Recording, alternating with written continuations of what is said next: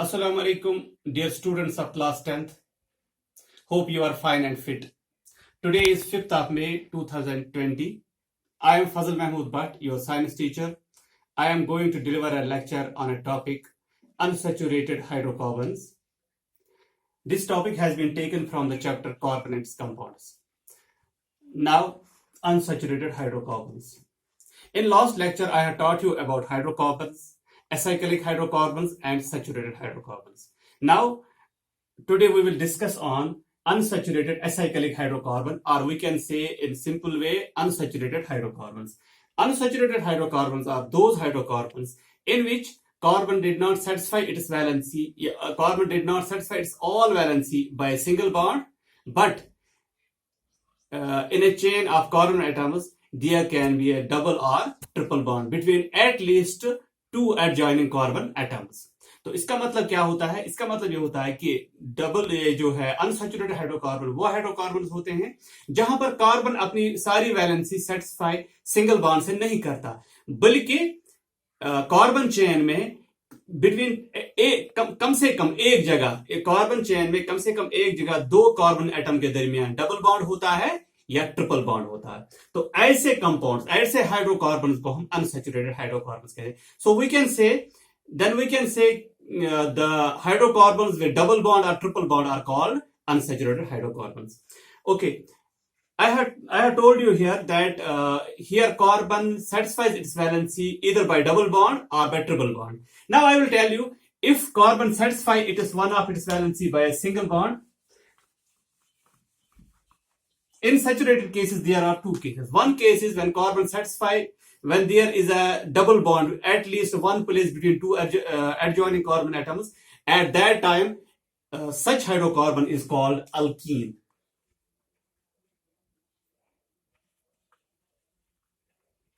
So what is alkene? Alkene is unsaturated hydrocarbon in which there is double bond in a carbon chain between two adjoining carbon atoms at least at one place.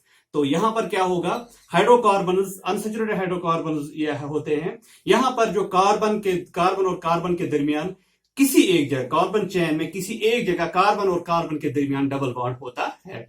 इनको हम alkenes कहते हैं. तो alkenes की जो and the general formula, alkenes has general formula CnH2n plus CnH2n. This is the general formula. मैंने alkane के बारे में जो आपको पढ़ाया था वहां पे उसकी जनरल फार्मूला है CnH2n+2, लेकिन यहां पर इसकी जनरल फार्मूला है CnH2n बस. तो अब हम उसी तरीके से पहले 5 हाइड्रोकार्बन, पहले 2-3 हाइड्रोकार्बन का आपको दिखाते हैं, उनका स्ट्रक्चर दिखाते हैं, उनकी मॉलिक्यूलर फार्मूला दिखाते हैं on the base of this formula. Okay, मैंने आपको कहा था, अच्छा, where here n is equal to natural number. ठीक, so n is equal to 1. तो फॉर्मूला बनेगी C1H21, तो C1H2 या CH2. तो पहला कंपाउंड जो होगा वो CH2 होगा एज पर दिस. अगर N1 होगा तो इसका स्ट्रक्चर पहले हम बनाएंगे. तो इसका स्ट्रक्चर बनाएंगे, कार्बन एक ही है, हाइड्रोजन. और आप यहां देख सकते हो कि कार्बन और हाइड्रोजन के बीच डबल बॉन्ड पॉसिबल नहीं है, लेकिन जब हमें अल्कीन बनाना है तो एटलीस्ट एक जगह डबल बॉन्ड आना चाहिए. यहां पे इसको कार्बन के साथ हाइड्रोजन है, इस हाइड्रोजन के साथ डबल बॉन्ड नहीं बना सकता क्योंकि कार्बन की एक ही वैलेंसी है, ना ये यहां पर डबल बॉन्ड बना सकता है. तो इस केस में डबल बॉन्ड पॉसिबल नहीं है. अगर डबल बॉन्ड पॉसिबल नहीं है तो स्ट्रक्चर इज नॉट पॉसिबल. तो हम ये कह सकते हैं कि जो पहला N=1 जिसे हम मीथेन कहते हैं, the structure of methane is not possible. So the first alkene is ethane. It is not methane because the structure of methane is not possible. So first alkene is ethane. So N=2. उसको हम कहते हैं ethane. तो CnH2n plus H2n. तो C2H2 into 2 C2H4. तो C2H4 जो है ये इथीन की मॉलिक्यूलर फॉर्मूला बन गई. तो ये इसकी मॉलिक्यूलर फॉर्मूला है. Molecular formula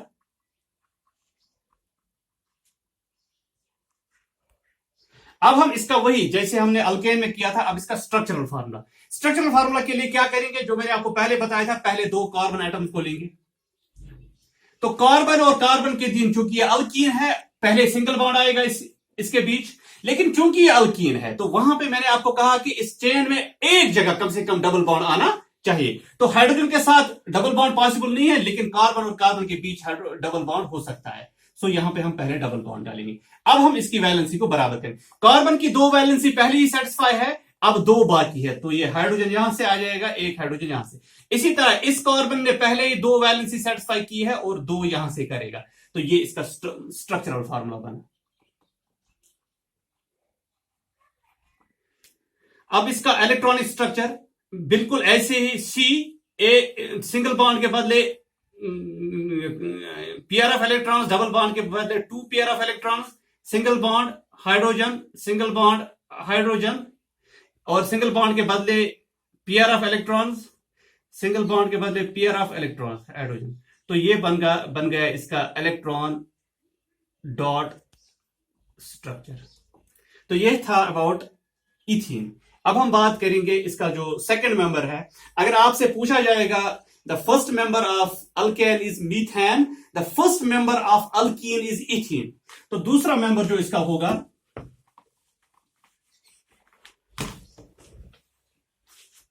n is equal to 3, तो CN, n इज इक्वल 3 उसको प्रोपीन कहेंगे।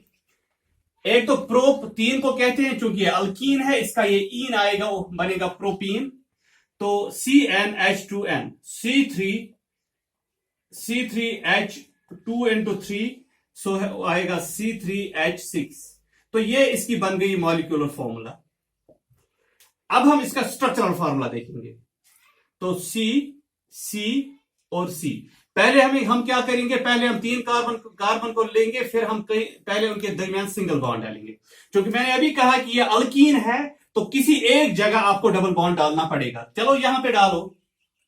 अब आप बाकी इसकी वैलेंसी सेटिस्फाई करो। इस कार्बन ने एक वैलेंसी सेटिस्फाई की है, अभी 3 बाकी है, तो 3 हाइड्रोजन के साथ मिलेगा। इस कार्बन ने 2 यहां सेटिस्फाई की है, एक यहां पर, यानी 3 सेटिस्फाई की है। अब इसको एक की जरूरत है, तो एक हाइड्रोजन आएगा। इस कार्बन ने दो वैलेंसी इस कार्बन के साथ सेटिस्फाई की है, अब जरूरत है 2 की, तो ये बनेगा इसका स्ट्रक्चर। अब आप चेक करिए, कार्बन 3, 1 2 और 3, हाइड्रोजन 6, 1 2 3 4 5 और 6। इसका मतलब और एक जगह आ गया डबल बॉन्ड, तो मतलब हमारा स्ट्रक्चर ठीक है। यह है इसका स्ट्रक्चरल फॉर्मूला। अब इसका इलेक्ट्रॉन डॉट स्ट्रक्चर बिल्कुल वैसे ही, बॉन्ड के बदले सिंगल बॉन्ड के बदले एक pair of electron, double bond के बदले 2 पेयर ऑफ इलेक्ट्रॉन।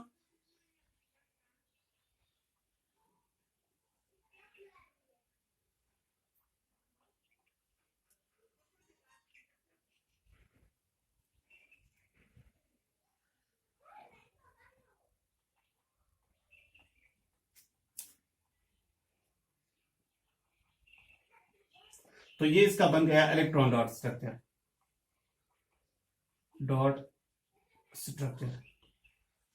तो ये था अबाउट प्रोपेन। अब तीसरी एग्जांपल देंगे हम ब्यूटेन की। N इज इक्वल 4,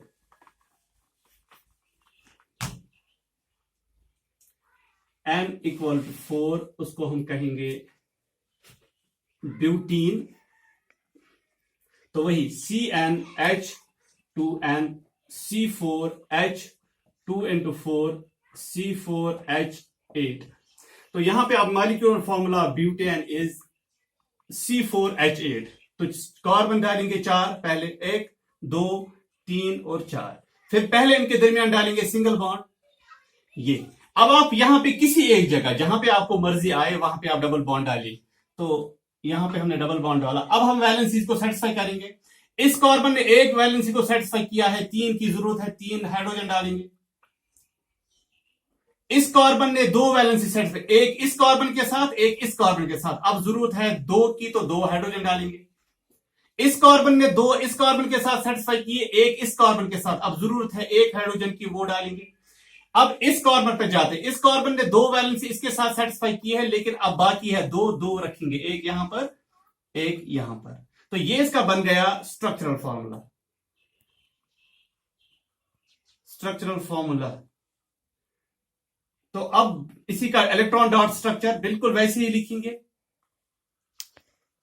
तो यहां पर जो है सिंगल बॉन्ड के बदले PR of electron, single bond के बदले PR of electron, single bond के बदले PR of electron, single bond के बदले PR of electron, single bond के बदले PR of electron, single bond के बदले PR of electron, single bond के बदले पीआर ऑफ इलेक्ट्रॉन।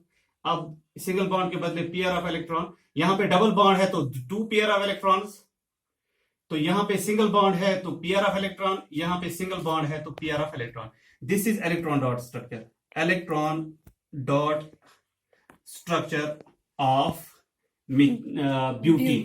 तो इसी तरह आप पेंटीन भी कर सकते हो, इसी तरह आप हेक्सीन भी कर सकते हो, हेप्टीन। तो आप कोई भी हाइड्रोकार्बन जो अल्कीन्स है, यही फॉर्मूला आपको लगानी है, फिर आप स्ट्रक्चर ऐसे ही बना सकते हो। तो आई होप कि ये आपको आ जाएगा। So this was about unsaturated hydrocarbon, उसमें जो हमने अल्कीन लिया था। होप आपने इसको अच्छे से अंडरस्टैंड किया होगा। कल हम बात करेंगे इंशाल्लाह अल्काइन्स की। तो तब तक के लिए अल्लाह हाफिज, अस्सलाम वालेकुम।